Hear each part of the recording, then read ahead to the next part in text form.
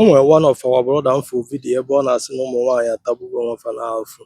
They understand me.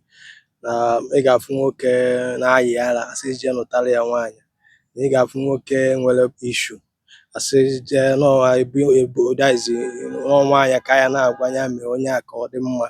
They understand me. Watch that video che ọchịcha ịghọta ịma na this present time na gị na-abụ nọ anyị na-alike ịdị happy n'ife afọ anyị chọrọ ịnụrụ without telling ourselves the truth.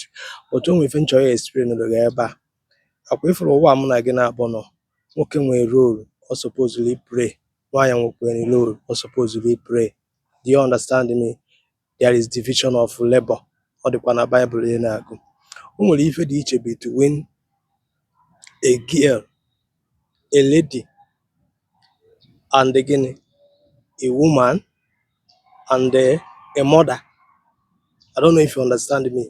In Akita now stages. Do you understand me?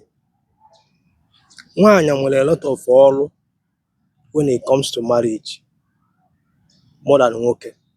Gị nwa na-ege m ntị, how many times ka ị na-afụ papa gị? How many times ka papa gị nọkọtago nọla ana gị na ya na-abụ kpaa nkata? How many times? Some of unu nwa nwere ike sọtat 1 month ifugoro ya fada. Jee na anya na every family today enwere ajọ nwaanyị. Jee na anya ka ụmụ fa na-adị. Ebe ọ bụla ifuru enwere ajọ nwaanyị mana ifu ebe enwere ajọ nwoke mana enwere ezigbo nwaanyị ụmụ fa na-adị organize.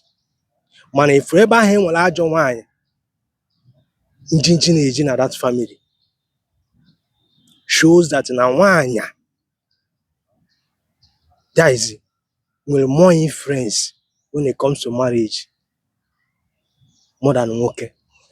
Ọ nwaanyị ka eji ejitu nwoke ahụ isi na-achọ ka isi ajụọ ya oyi.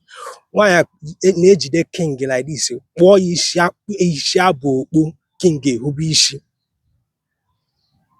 Look around you, all the powerful men ebutu mana Bible gị ọ nwaanyị to show you how powerful nwaanyị dị.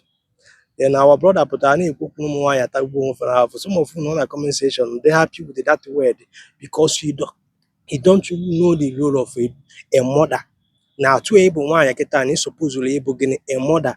That our brother na-ekwu okwu a kịta na o nwere ike oge ọ na-eto ọ dị stubborn mana ma nwa ya shape gidere wee debe ya n'ọnọdụ today.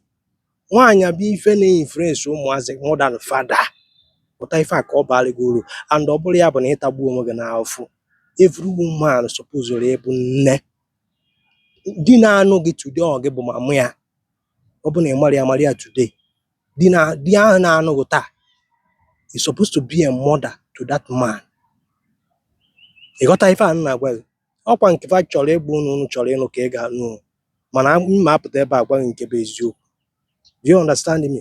Ị ga-afụ nwoke afọ isi nkụka anụtakwara ya nwaanyị obere oge isi ebido jụbụ ya oyi because of gịnị the power of woman and the influence of woman. And gị nwa bụ nwaanyị, every woman have that influence and the power.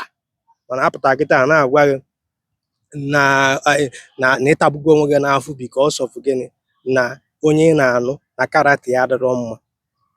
Ị mara na influence gị nwere ike ichange that everything about that man. Ihe ahụ power and the gift enyere gị as a woman and they suppose to be proud of it. Kenekwenụ m unu. Ka emesịa.